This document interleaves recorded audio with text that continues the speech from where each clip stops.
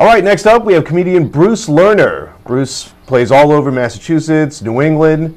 He's been at the Comedy Studio in Harvard Square. He hosts an open mic every Tuesday nights at 7 o'clock in Brighton's Oak Square at the Castle Bar. Here he is, comedian Bruce Lerner. My name is Bruce. I'm from Brighton, and you're watching Style Show. So the other day I was going fishing with my friend, and a snake bit him in the special place. So he turned to me and said, "Bruce, help me, do something, do something." So I called the doctor, and the doctor said, "You have to suck out the poison with your mouth." So my friend looked at me and said, "What did he say?" I said, "You gonna die." They say that Asian men have a small utensil or a chopstick, and they say that black men have a large utensil. They say Jewish men like myself are in between, closer to the black end of the spectrum. But here's the thing. China's got 1 billion people in the world, and that's not even all of Asia. And Africa is severely underpopulated, except by tigers and lions and stuff. Now, don't say that's racist, because when's the last time you saw a zebra in Dorchester? Alright? So, the thing is small penises are in, at least by Darwin standards. But it's really not good if you do have a big one, because your girlfriend won't have sex with you. That's what happened to me, folks. You see, it's so bad that I heard an advertisement from Goodwill on the radio, which said, "Please bring any unused products to your local Goodwill center." I went there with like 6 cases of condoms. We went and saw a therapist about this, and he said to me, he said, "Bruce, well, sex is a big part of the relationship." And I said, "Not my relationship, Doc. I mean, it's like she's holding her vagina hostage." And the therapist said, "You have to learn how to negotiate your issues." I said, "I can't do that." He said, "Why not?" I said, "'Cause I don't negotiate with terrorists."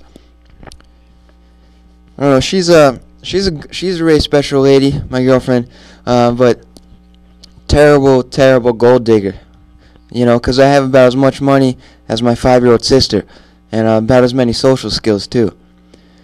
I mean, she's good, but I guess you could say she's the axis of evil. I mean, because I'm Jewish, she's German, Italian, and Japanese. So if I do anything wrong, it's like a war, you know. I mean, she'll lock me in a room for 3 days, and when she turns on the oven, I get real scared. It's 'cause she's a good cook. Yeah, we went to Six Flags Auschwitz for vacation. It was a gas. After that, we went to Tel Aviv for the explosive club scene. I guess my girlfriend's better than the other girl I was dating, though, because this girl's a political radical, and I called her up over Thanksgiving. I was like, "Hey, Tabitha, what are you doing for Thanksgiving?"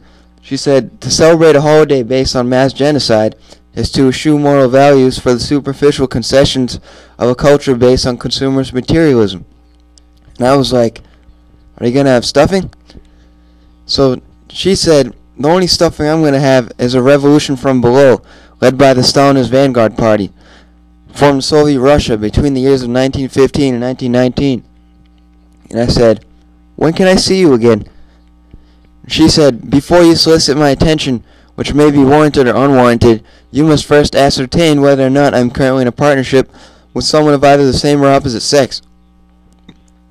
I said to her, "I find you sexually attracted to the romantic sensibilities present within the cranial region of my corpus. In other words, cute." You know what she said? She said, "Let's get it on." So, they say you marry a woman like your mom. But in my case, it's not really true, because my mom's from Russia. So she speaks pretty funny. I used to have dreadlocks, she said to me. "Borichka, why do you have such dreadful locks? If you do not cut them, I will have to call the locksmith." "What are you, a Rastafari man?" "You are a gay, boy, a reggae." "And why do you like to smoke a marijuana so much?" "You are turning into a token, a subway token, because you will always talk too much. I worry that you are turning into a stonemason, and you will go to a party and someone will give you a roofer." She's crazy, man. It's interesting too, 'cause we're playing Scrabble and she says, "That's it. I got the word. I wipe your ass." So that's not exactly right. Yeah, it's she doesn't like that smoke weed. You know, if you ever smoke weed, it's pretty cool. Except it makes you believe stuff that's not true. You smoke some weed, like, I'm gay. Oh my God. You know, you'd be like, everybody knows it.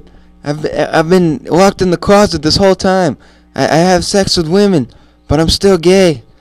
And then I'm a man, and I'm a really masculine man. I'm still gay. And then you come down from the high, and you're like, man, I was saying that I was gay. Well, one time when I was a kid, I was in my room and I was doing like drugs. I did 2 irons of cocaine, 3 hits of acid, 5 hits of ecstasy, and 17 joints. So my mom comes in and she says, "Boy, take your grandma to the airport." So I go over to the toaster and I put the keys in, and we ride the toaster to the airport. Somehow we get there. Anyway, I wake up from a coma 36 hours later, and I look in the newspapers. It says, "Breaking news over Logan Airport. Seen. Flying toaster. A drugged out kid and old lady. Looks like they're headed to the moon." So ever since then, I got my car custom made into a flying toaster. You know, just a big toaster that I drive around. And to get out, I have to push the thing and then just pop out the top. It's not bad, you know.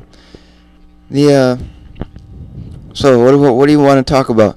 This is Bruce Lerner from Brighton. I'm doing Sal's show, everybody. So I want to talk a little bit about politics, because it affects everyone, and yet nobody does anything about it. Kind of like I don't know, exercise. Politics is crazy, man. Because I'd hate to be in the Middle East right now. Mostly because of the weather. I mean, it's pretty hot over there. I know they have all bombs and stuff, but all that stuff aside, it's just too hot, man. I mean, seriously, who wants to go to a place where it's like 200 degrees in the shade? I mean, I'd rather just sit at home with like an ice cold drink. Let the terrorists come over here, as long as I'm comfortable. Like, they kill a few people at a marketplace, like Star Market. I don't really care.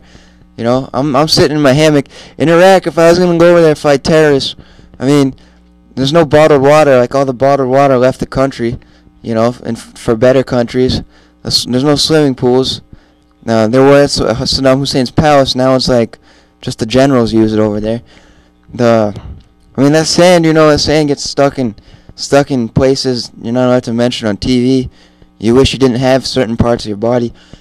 It's just, it's not worth it, man, It's not worth it to go over there. Because, I mean, I'm not even talking about suicide bombers, widows' tears, children crying on the corner. None of that stuff. I'm just saying it's too hot. You know what I mean? You go outside with a bag of grapes and some raisins and some grapes, and Hershey's bar. You have raisinets in 2 seconds. It's not cool, man. I say if we really want to fight terrorism, what we have to do is kill the sun. All right, because the sun provides the source of support for the terrorists. Think about it. It grows the food that the terrorists eat. No sun, no food, no terror. That's what I'm saying, folks. We gotta go kill the sun. The sun is the greatest terrorist of them all. Have you thought about it? The sun's killed way more people than Al Qaeda and the Taliban put together. Talking about sandstorms, droughts, hurricanes, typhoons, tornadoes, tsunamis, rainstorms, hailstorms, snowstorms, blizzards, and sunburns. I mean, this is serious stuff. We need to get a big bottle of copper tone and just go over there, wipe off the sun, wipe the sun off the face of the earth. So I'm talking about. Okay, thank you very much, everybody. My name is Bruce Lerner. You can look me up on Facebook. Thanks for having me. You've been watching Sal's show. Watch it again. Yeah, it's hard to do a comedy act with no audience. It's kind of like trying to play a piano without a piano. You can do it, but it looks kind of funny and it's really awkward for the person who's doing it. But hopefully you enjoy it, much like when you see somebody on the street just like that, no piano. You kind of laugh at him. You might give him $1. You might do it for me. Well, that was pretty funny. Bruce is good. Bruce is a funny guy. I've seen him a few times. Definitely catches act. Yeah.